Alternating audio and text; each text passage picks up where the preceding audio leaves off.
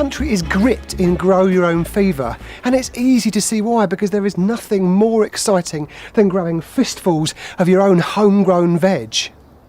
If you do want to grow your own, you can't beat raised beds. They're great for drainage, they're good if your back's a little bit bad, plus they stop compaction problems because you don't need to walk over the soil. And it doesn't even matter what soil you've got, because you can always import good stuff and grow in that instead. Now, for a permanent affair, you could just use brickwork or new, untreated railway sleepers.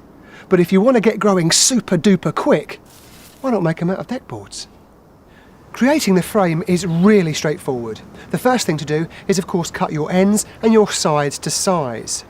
Now, if you can't access the bed from both sides, try not to go for a width that's wider than 1.2 metres. Otherwise, you'll end up treading all over the bed to tend your crops, and it, well, almost defeats the object of the raised bed.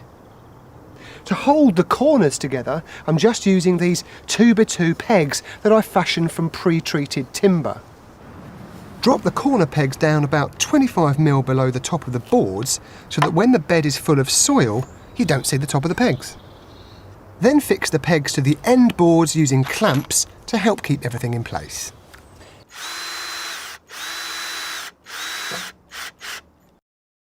Once the posts are screwed into the end boards, position and clamp the sides.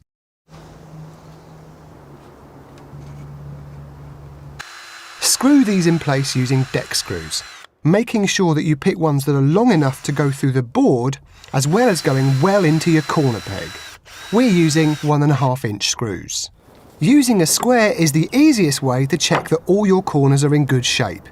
But you can, of course, double check by measuring the two opposing diagonals, and if both measurements are the same, you know you're spot on.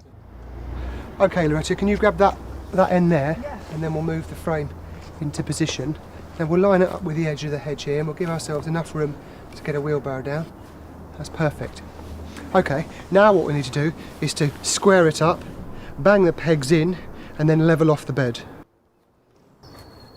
One thing we need to do before we skim off the turf and we dig over the bottom of the bed is we just need to dab a little bit of preservative on the end grain of my corner pegs there, just so that when they're covered with soil, they don't rot. When you're happy with the position of the frame, gently hammer in the pegs using a mallet. Use an offcut of wood and hammer on this so that you don't damage the pegs or the boards.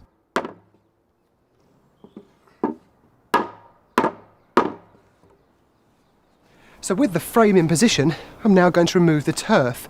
Using a half moon and edging iron, I'm just going to work my way around the outside of the bed using the boards as a guide. I'm then going to skim off the turf with a spade on the inside. Now, because we're on an ever so slight angle here, I'm just going to take a little bit more soil off this side so that I can drop the board slightly lower so that it's all nice and level.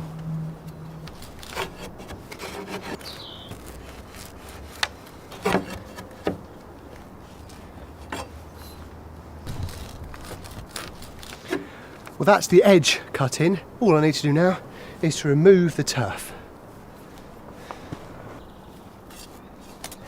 Unfortunately, you do need to remove the turf, if you're building a raised bed on turf, of course, because if you don't, it will only impede the progress of deep root crops like parsnips, carrots and potatoes.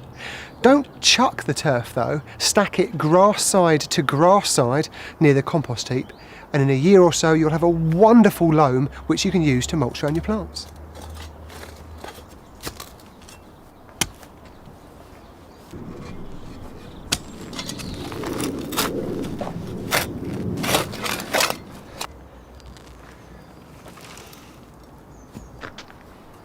So with all the turf stripped off, we can now dig over the soil to a spit's depth, and a spit is the length of a spade, or in this case, a fork.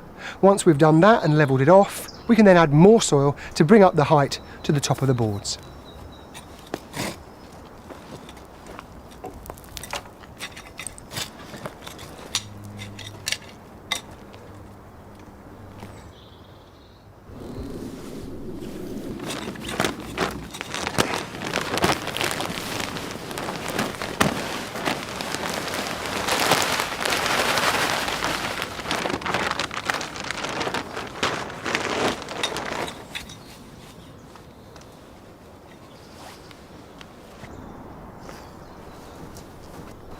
There we go, looks good, doesn't it? Now, a word of advice, don't be too quick to start sowing seed or planting transplants, because you may find that the soil sinks quite dramatically. Give it a week or two at least, and then you can come in and top up any low spots before you get growing.